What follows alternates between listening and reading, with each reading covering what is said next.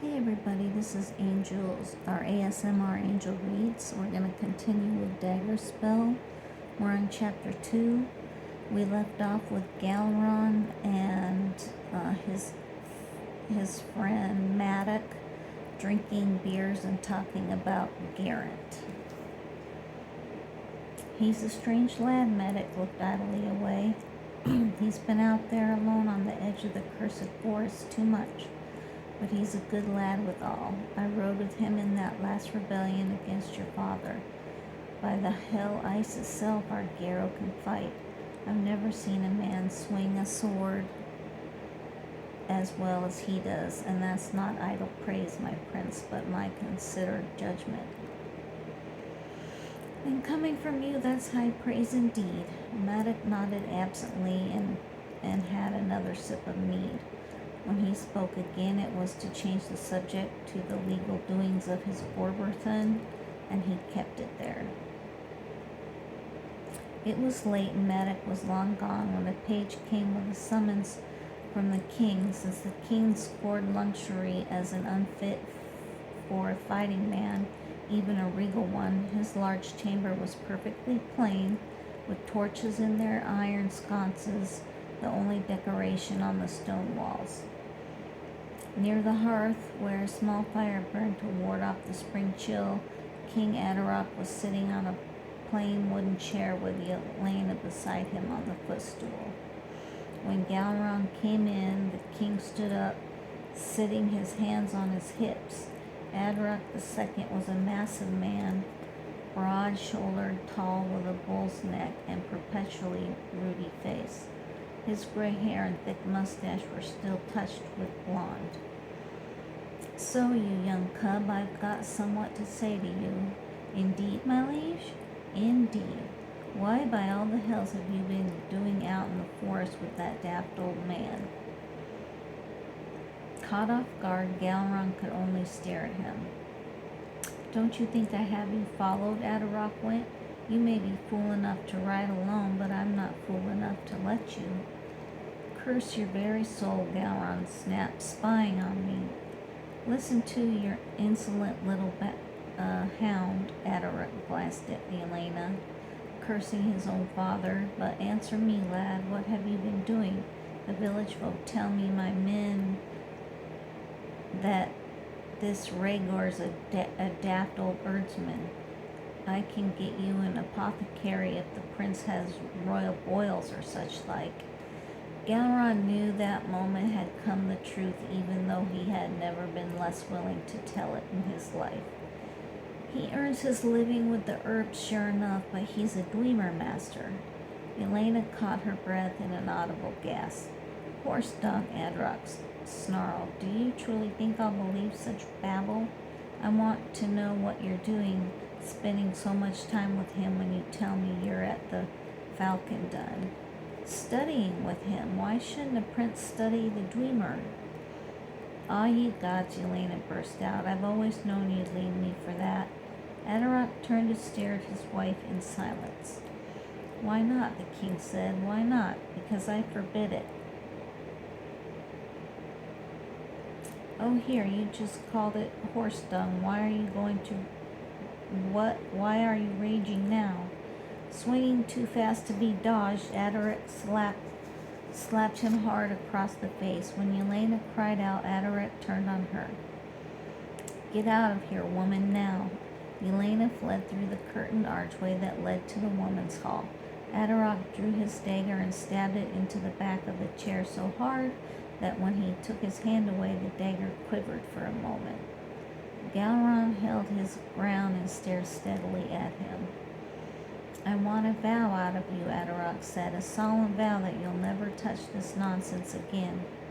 Never could I lie to my own father, so I can't swear it. Adaroc slapped him backhanded. By the names of the gods, father, what do you hold so much against it? What any man would hold, whose stomach wouldn't turn at something somewhat unclean. It's not unclean, that's a tale the priests make up to frighten women away from witchcraft. The bard hit his mark. Adaroc made a visible effort to be calm. I can't give it up, Galron went on. It's too late. I know too much already for it to let me rest. When Atarak took a sharp step back, Galron finally realized that his father was afraid, and him a man who would ride straight into the hopeless battle and take no quarter from a man or a god. Just what do you know? The king whispered. Galron and Rhaegar's permission to display one small trick to persuade his father. He raised his hand and imagined that it was glowing with blue fire. Only when the image lit, no matter where he turned his mind, did he call upon the wild folks of the ether, who rushed in to do his bidding and bringing the blue light through the physical plane, where it flared up and raged around his fingers.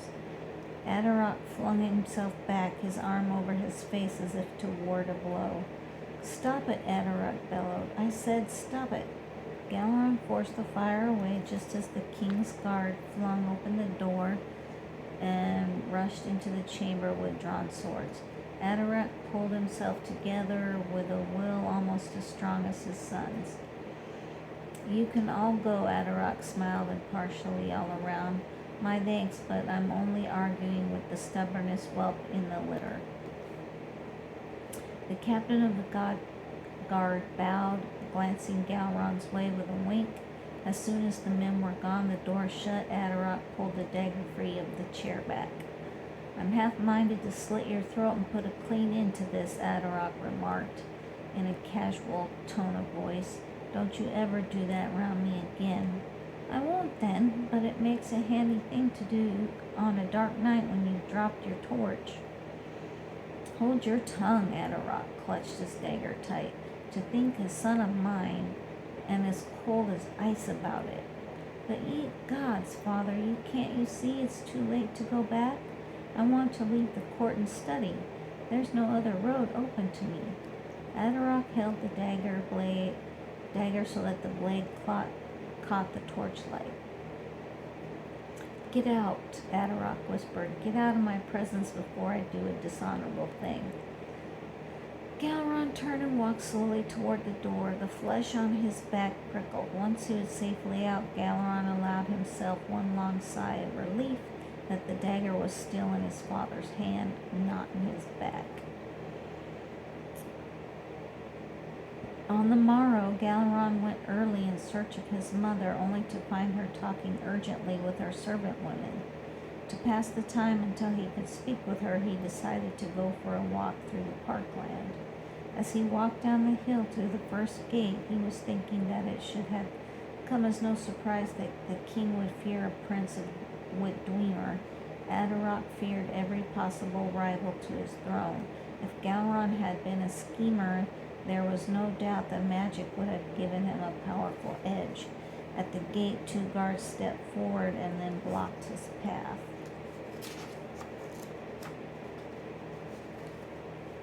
My humble apologies, my prince. The king given orders that you would not be allowed to pass by. Oh, has he now, and would you raise your hand to stop me? My apologies, my prince. The guard licked nervous lips, but at the king's orders I would. Galron stalked back to the Brock, determined to have it out with his father over this insult no matter what it cost him. As he strode down the corridor, servants scattered in front of him like frightened birds. Galron slammed into the council chamber, knocked aside a page who tried to stop him, and found the king standing by the window talking with a dusty, travel-stained lad kneeling at his feet. Well and good, Atarak was saying. Tomorrow you can take back the message of condolences to Lord Garrett. Our heart sorrows for the falcon.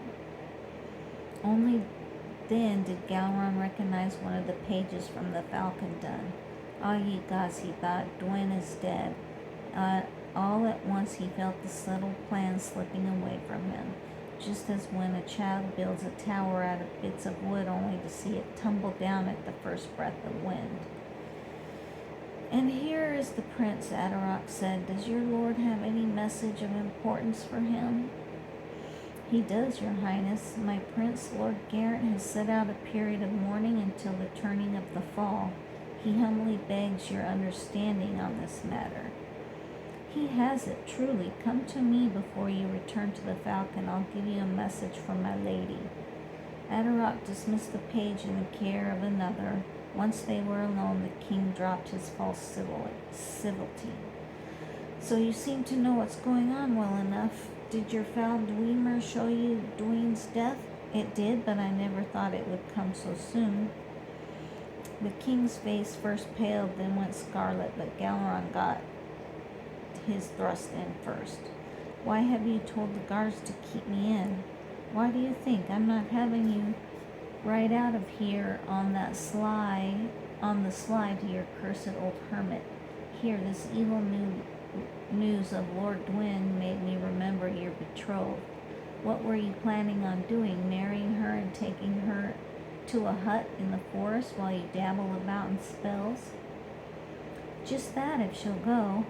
You stinking dog, Adarok, mouth moved, seeking insults. You arrogant little... Oh, here, where do I get my arrogance from but you? You shouldn't a woman follow where her man will go? Why shouldn't a woman follow where her man will go? No reason in the world unless she's a noble-born daughter of a great clan. Adarok stepped closer.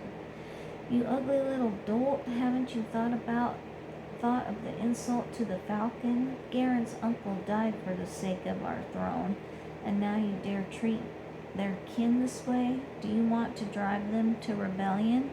He gave Galeron a backhanded slap. Get out of my sight. I don't want to see you until you've gotten the sense into your head. Galeron stalked back to his chamber, slammed the door behind him, and flung himself down in his chair to think.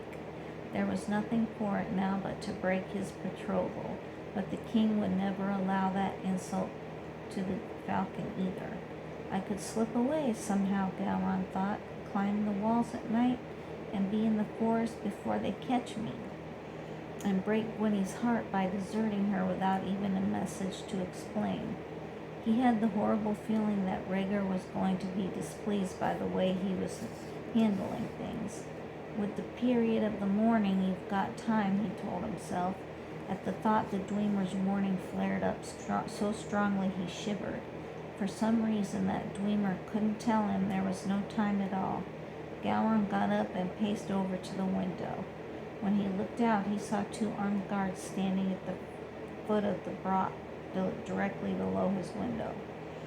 Galeron rushed to his door and flung it open and found 4 more guards in the corridor. The captain managed to give him a sickly smile. My apologies, my prince. The king orders that you remain in your chamber. We're only allowed to let your page through.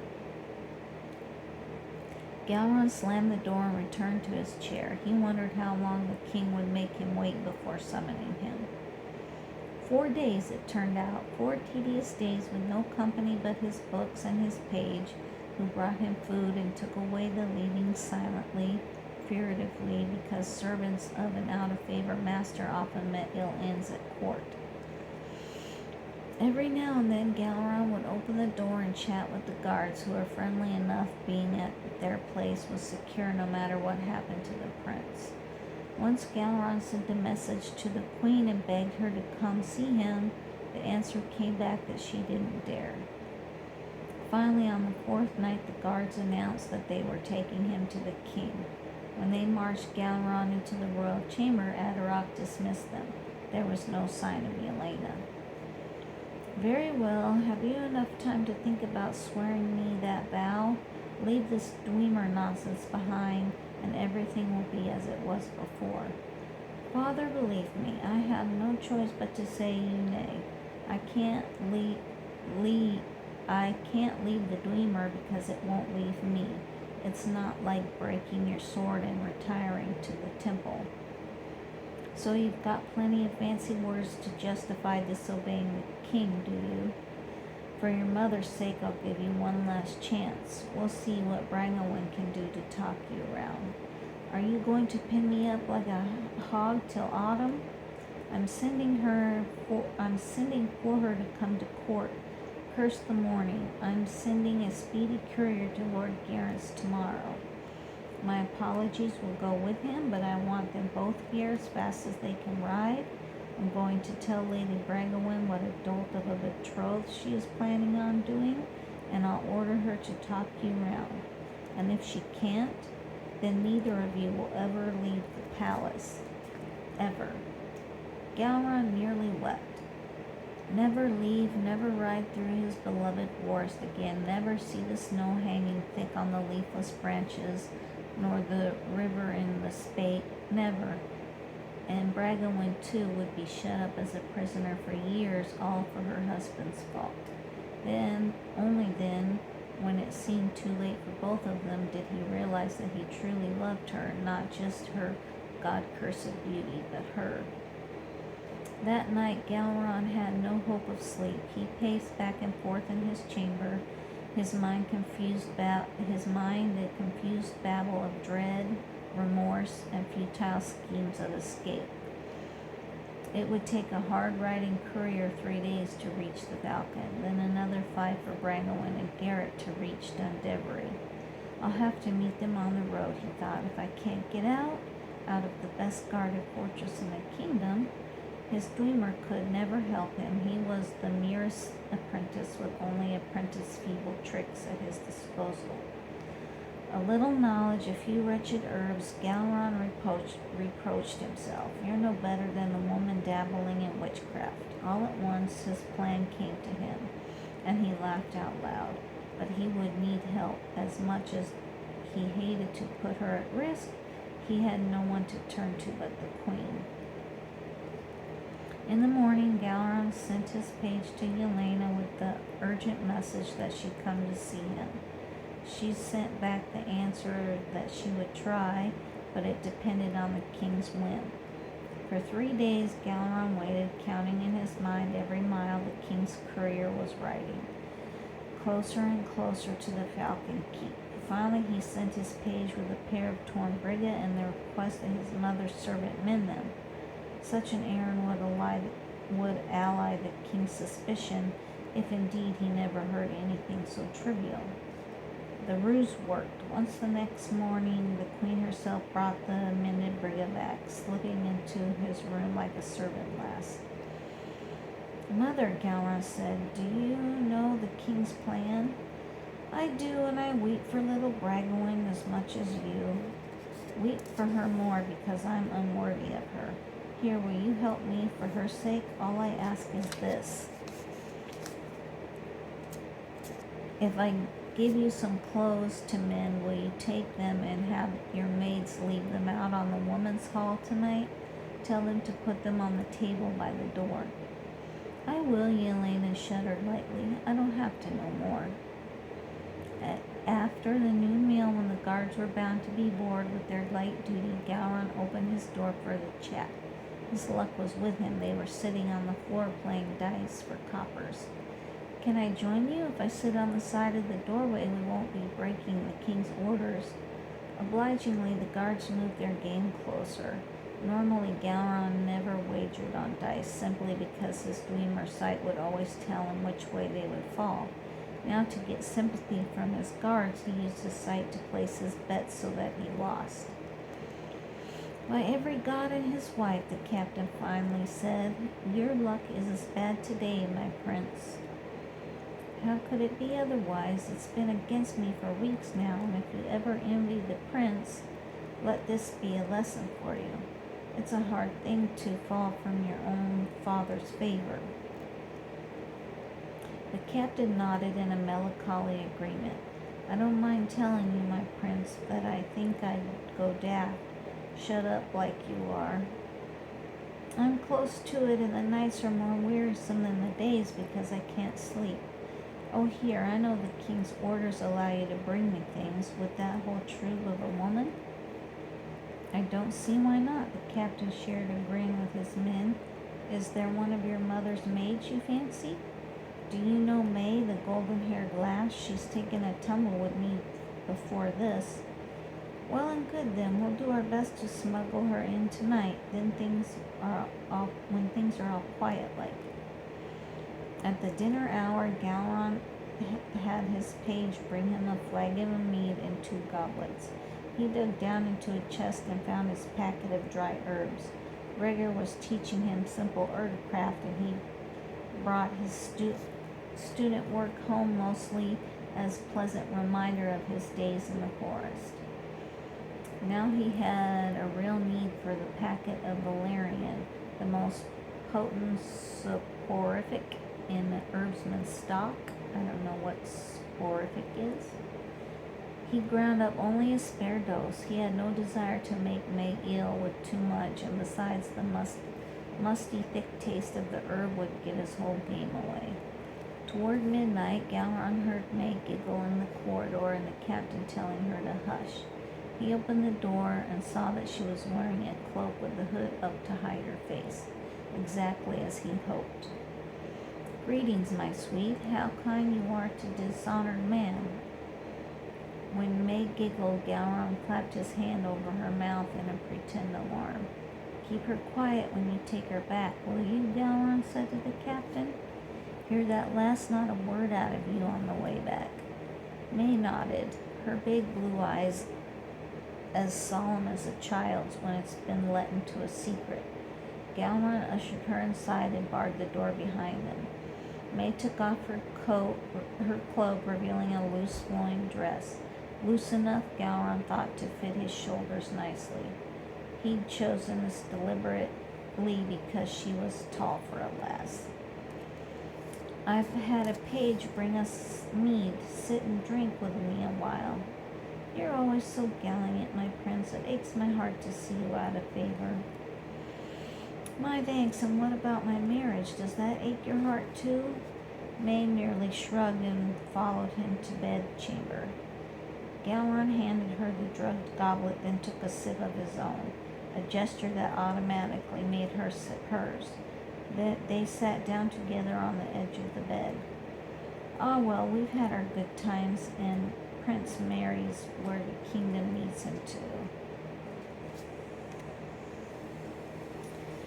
"Ah, well, we've had our good times, and a prince marries where the kingdom needs him to."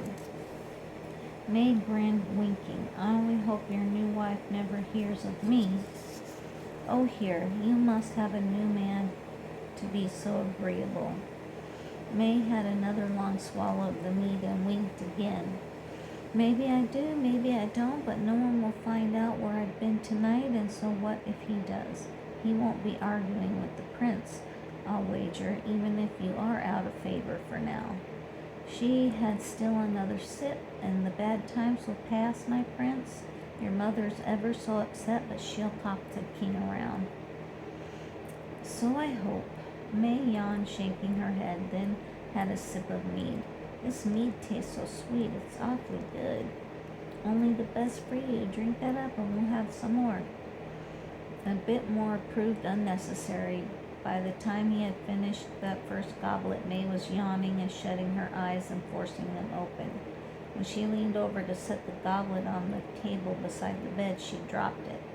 Gowron grabbed her just as she fell forward into his arms.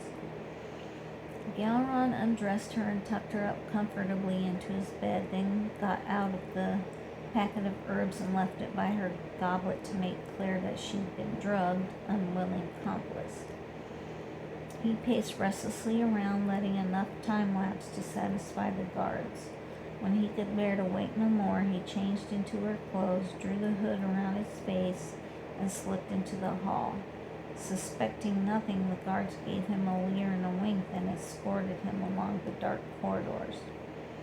At the door of the women's hall, the captain gave him a friendly pat on the behind and told him that he was a good lass, and gallantly opened the door for him. Dim moonlight filtered through the windows of the silent room. Gowron found the table, his clothes, a dagger in his sheath left under his briga. Thanking his mother in his heart, he changed into clothes and settled the dagger in his shirt. When he looked out, the ward below lay empty. Carefully, he edged out the window ledge, turned precariously, and started down the rough stonework, praying that no one would walk by as he clambered down, his hands aching and bleeding on the stone until at last he reached the ward. Good gravy, these sentences are so long. Galron ran from hut to hut and shed to shed until he reached the stables. Abutting directly on the wall was a storage shed that he could climb easily. He swung from the roof to the wall, then crawled on his stomach until he reached the place where an oak tree grew.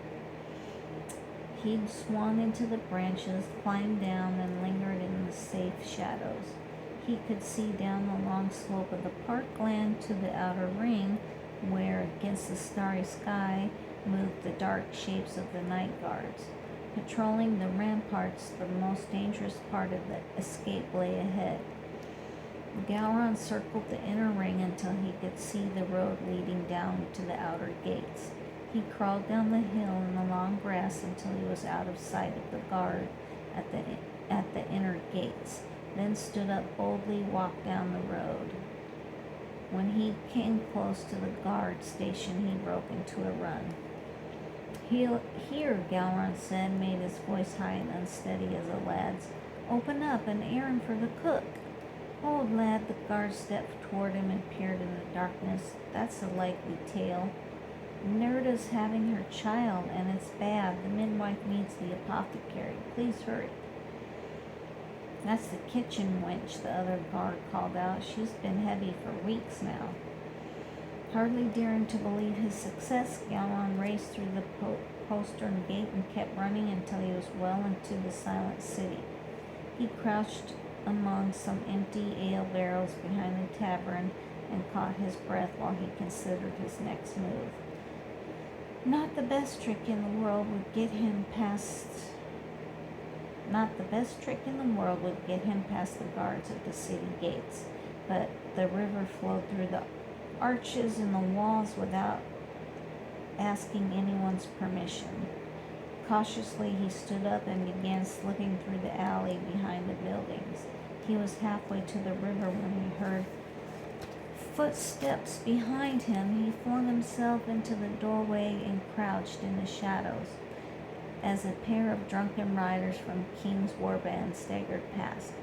They weren't more than 2 yards beyond him when one of them burst out singing at the top of his lungs. Galron cursed him and prayed that the city guard wouldn't come running to deal with the nuisance. Alright, that's where I'm stopping for today. I'm so thirsty. Until tomorrow.